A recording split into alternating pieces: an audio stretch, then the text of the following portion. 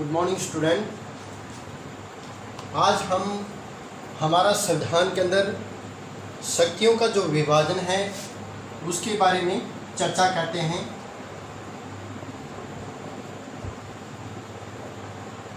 शक्तियों का विभाजन।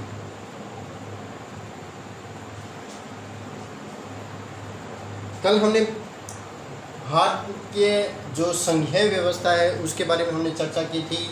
संसदीय सरकार है जो भारत के अंदर लागू है और उन्हीं के अंदर हमारे संविधान के अनुसार सरकार के जो अंग है यानी शक्तियों का जो विभाजन है वो किस प्रकार होता है।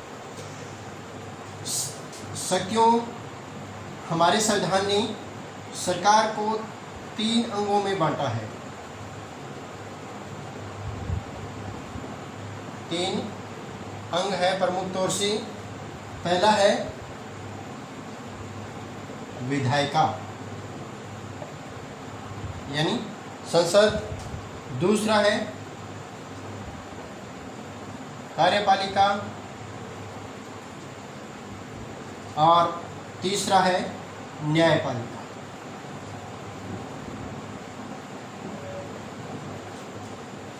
सबसे पहले हम बात करते हैं विधायिका की। विधायिका जो है वो हमारे द्वारा जो चुने गए प्रतिनिधि होते हैं यानी जनता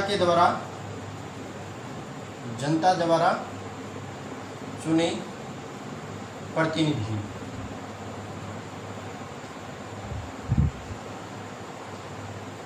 जनता के द्वारा जो प्रतिनिधि जो चुने जाते हैं उनसे मिलकर या उनके द्वारा क्या है किसका निर्माण होता है, विधायिका का निर्माण किया जाता है। और विधायिका जो है वो हमारे कानून का निर्माण करती है।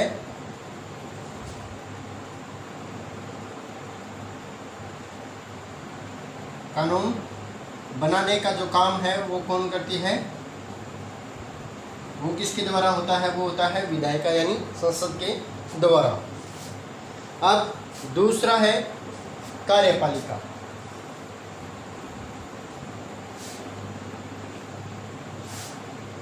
संसद के द्वारा ये विधायिका के द्वारा जो कानून बनाए जाते हैं, नियम जो बनाए जाते हैं किसी भी सरकार के संचालन में जो देश के अंदर लागू होते हैं, उसमें कार्यपालिका जो है इन कानूनों को क्या करती है, लागू करती है।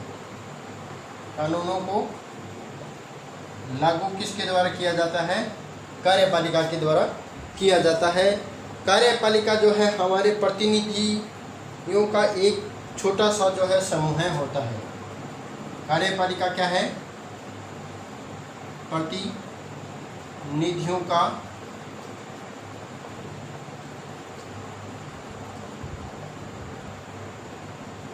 छोटा समूह है।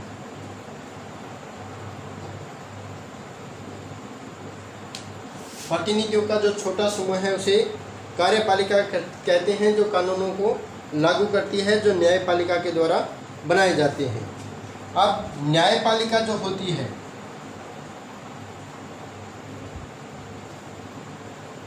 न्यायपालिका न्यायालय की व्यवस्था करती है यानी न्याय की व्यवस्था,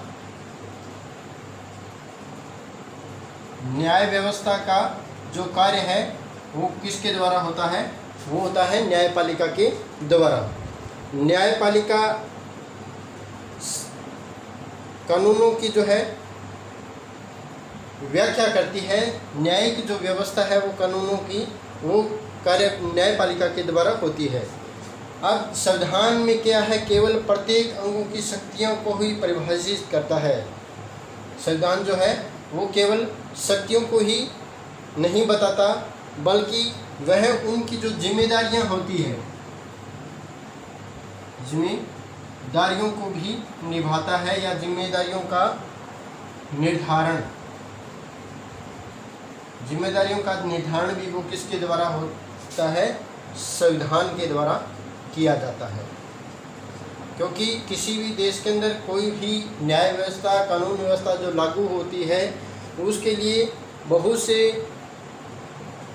जो प्रतिनिधि चुने जाते हैं, उन पर सरकार के निर्माण से लेकर सामाजिक व्यवस्था तक बहुत बड़ी जो जिम्मेवारियां जो होती है उसका ध्यान भी उन सभी को रखना पड़ता है। तो इन कानूनों के द्वारा ही न्यायिक व्यवस्था को सही रूप से, सुचारू रूप से कानून व्यवस्था को जो है समाज के अंदर लागू किया जाता है या राष्ट्र के निर्माण के लिए बड़ी भूमिका इनमें होती है।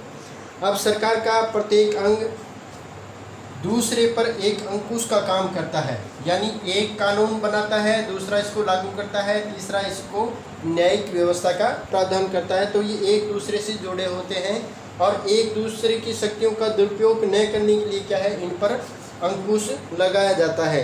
तो ये तीनों ही अंग मध्य शक्ति संतुलन जो है, क्या है, तीनों अंग मध्य शक्ति संतुलन का काम करते हैं। आपसी जो शक्ति है, शक्ति संतुलन का जो कार्य है वो किसके द्वारा किया जाता है, तीनों अंगों के द्वारा किया जाता है, विधायिका, कार्यपालिका और न्यायपालिका के द्वारा। शक्तियों के विभाजन के बाद में हम बात करते हैं न्यायिक जो अधिकार है, यानी जो मौलिक अधिकार दिए गए हैं।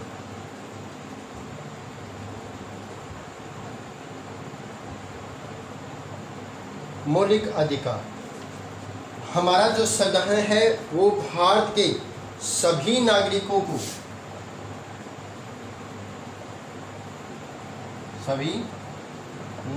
को कुछ मूलभूत या इसको हम आधारभूत भी कहते हैं, आधारभूत अधिकार जो है प्रदान करता है।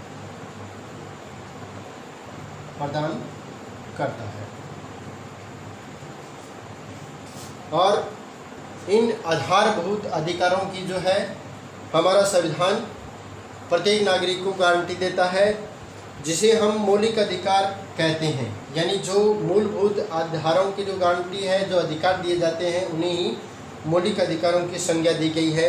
ये अधिकतर केवल लोकतांत्रिक सरकार को चलाने के लिए ही जरूरी है, जरूरी नहीं, बल्कि यह नागरिकों के जो व्यक्तिगत विकास के लिए क्या है, मौलिक जो अधिकार है वो व्यक्तिगत विकास के लिए भी क्या है, बहुत ही जरूरी है। सभी जो मौलिक अधिकार है, सभी नागरिकों को जो जीवन की जो है अत्यंत महत्वपूर्ण अंग है, जीवन की अत्यंत महत्वपूर्ण अंग है।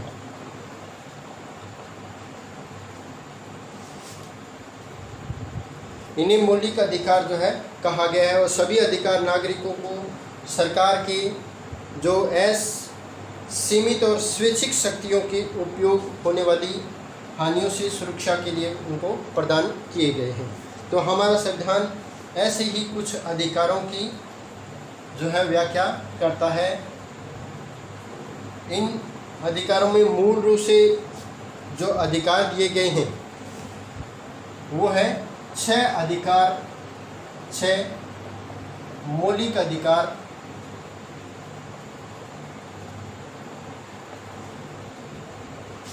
भारतीय नागरिकों को संविधान के द्वारा दिए गए हैं। उन 6 अधिकारों में सबसे पहले है समानता का अधिकार।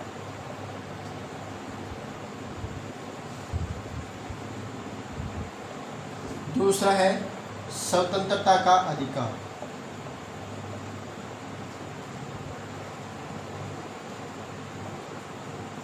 तीसरा है शोषण के विरुद्ध अधिकार। चौथा जो अधिकार दिया है वो है धार्मिक स्वतंत्रता।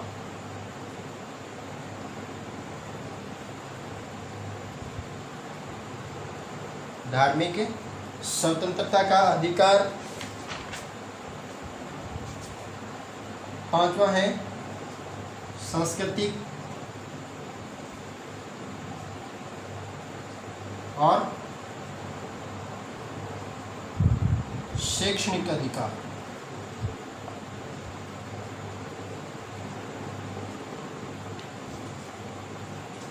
और छठा दिया गया है संवैधानिक उपचारों का अधिकार।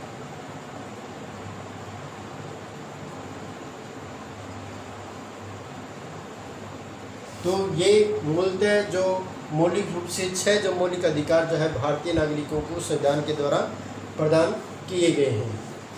और कुछ अन्य जो अधिकार है इसके साथ साथ कुछ नीति निर्देशक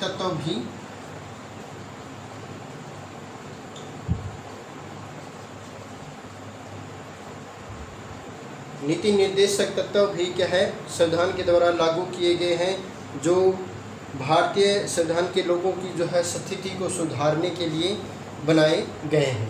तो इनकी चर्चा हम विस्तार से नेक्स्ट वीडियो के अंदर करेंगे। Thank you.